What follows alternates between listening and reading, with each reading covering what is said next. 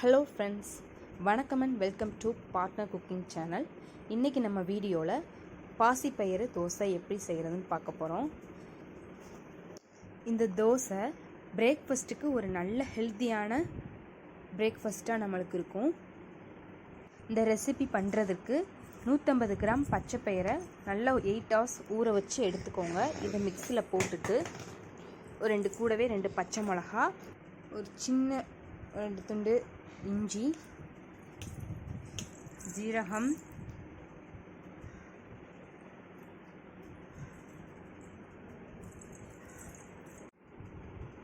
கொஞ்சமாக உப்பு, ஒரு 2 கொத்து கருவேப்பிலை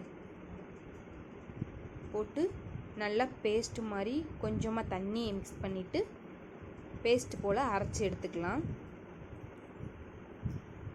இப்போ அரைச்சாச்சு. இதை ஒரு பவுலுக்கு மாற்றிக்கலாம்.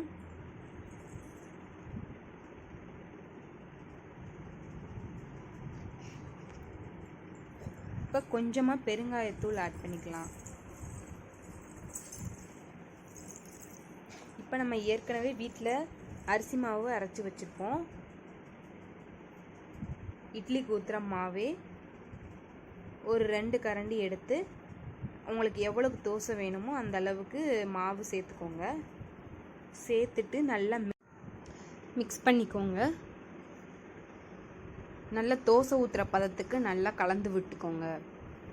இப்போ தோசை ஊற்றிடலாம்.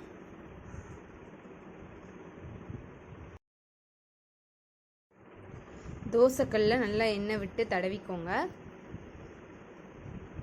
தடவிட்டு ஒரு கரண்டி மாவு எடுத்து உங்களுக்கு தேவையான அளவுக்கு பரப்பி விட்டுக்கோங்க. இப்போ மொறுன்னு தோசை ரெடி ஆகிருச்சு. இப்போ பரட்டி போட்டுக்கலாம்.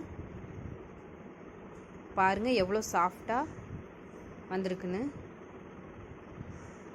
இப்போ இதை சர்வ் பண்ணிடலாம். வாங்க, சாஃப்டாக இருக்குது பிக்கிறதுக்கு. இந்த தோசைக்கு தேங்காய் சட்னி ரொம்பவே டேஸ்ட்டாக இருக்கும். தோசை உங்களுக்கு அடிக்கடி சாப்பிட்டு போர் அடிச்சிருச்சு அப்படின்னா இந்த மாதிரி ட்ரை பண்ணி சாப்பிட்லாம். வீடியோ பிடிச்சிருந்துச்சுன்னா லைக் பண்ணுங்கள், ஷேர் பண்ணுங்கள் அண்ட் சப்ஸ்கிரைப் பண்ணிடுங்க.